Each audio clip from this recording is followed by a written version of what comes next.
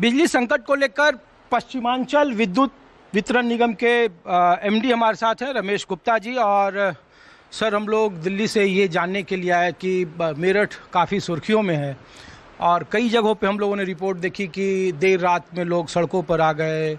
लोगों ने ये कहा कि बिजली कटौती सबसे ज़्यादा ग्रामीण इलाकों में हो रही है। मेयर तक का लोगों ने घेराव कर लिया। लोगों ने ये भी कहा कि जो ट्रांसमिशन है या फिर जो बिजली की जो डिमांड है वो ज़्यादा होने की वजह से हम लोग वो आपूर्ति नहीं दे पा रहे हैं। सर, तो अभी वस्तु स्थिति क्या है और बिजली की क्या स्थिति है सर आपके मेरठ में? ये पश्चिमांचल में अभी आप कहिए कि अभी 3 से 4 दिन पहले जो हमारी डिमांड है वो लगभग 11,400 MVA तक चली गई थी, जो कि इस साल की सबसे ज़्यादा थी। तो एक तरह से इस समर का जो सबसे बड़ा लोड जो आया था पूरे सिस्टम पे वो उसी समय आया था। उस समय मेरठ में और कुछ हद तक गाज़ियाबाद में कुछ समस्याएं आई थी। मेरठ में जो ज़्यादा समस्याएं थी वो लोकल फॉल्ट्स की थी, क्योंकि अभी इस बार हमने 100% ट्रांसफार्मर्स पे फ्यूज़ लगाने का एक अभियान चल रहा है, जिसमें 51% हमने लगा दिए हैं। तो ये फ्यूज़ की रेटिंग इतनी होती है कि थोड़ी सी भी डिमांड अगर उससे रेटिंग से ज़्यादा जाती है तो वो निकल जाते हैं, ताकि हमारा ट्रांसफार्मर डैमेज ना हो। तो उसमें एक समय लगता है फिर उसको ठीक करने में। जैसे बीच में था कि हमारे 1 से 2 घंटे लग रहे थे उसको ठीक करने में, तब तक वो उस पूरी एरिया की लाइट जाती रहती थी।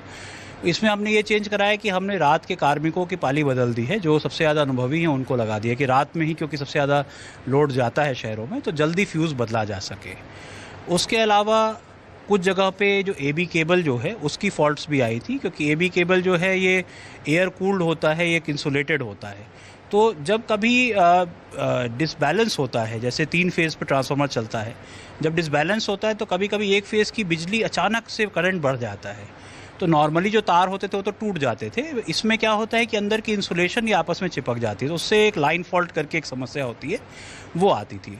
उसको भी ठीक करने में 2 से 3 घंटे लगते हैं।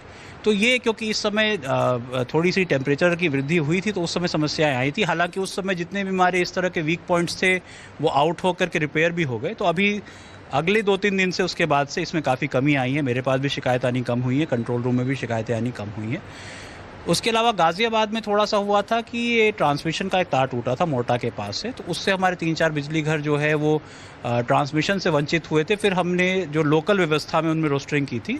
हालांकि अगले दिन सुबह तक उन्होंने हमें मंडोला क्षेत्र से ऑल्टरनेट लाइन दे दी थी, तो वो भी हमारा फिर ठीक हो गया। तो उसके बाद गाज़ियाबाद में कोई दिक्कत नहीं है। इनफैक्ट नोएडा वगैरह में तो इस बार पहले से बहुत बेटर अभी चल रहा है, क्योंकि वहाँ पे एक बड़ा बिजली घर शाहबेरी वाला, जो कि पहले दिक्कत थी, गाज़ियाबाद नोएडा दोनों को दिक्कत आती थी, वो इस बार चालू हो गया, उज्जीकृत हो गया, तो उससे काफ़ी वहाँ पर रिलीफ मिली है। सर, लोग ये पूछ रहे हैं, जो आम लोग हैं, जब आप टीवी पर दिख रहे होंगे तो वो पूछेंगे कि जो एक तो रोस्टर होता है कि ग्रामीण इलाकों में इतनी बिजली देनी है, जो कमर्शियल इलाके हैं शहर में उसमें इतनी बिजली देनी है।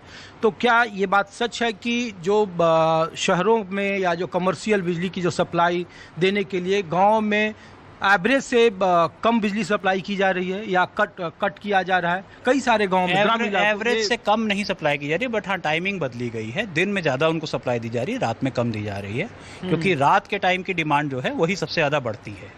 तो उनका फिर दिन में, क्योंकि हमारे पास अभी ज़्यादा बिजली रहती है, तो उनका शेड्यूल फिर दिन में पूरा किया जा रहा है। हालांकि रात में पूरा करने के लिए भी अभी प्रयास ऊपर लेवल से जारी है कि हमें और बिजली उपलब्ध होती रहेगी, तो उसमें हम कराते रहेंगे। CMD हैं रमेश गुप्ता।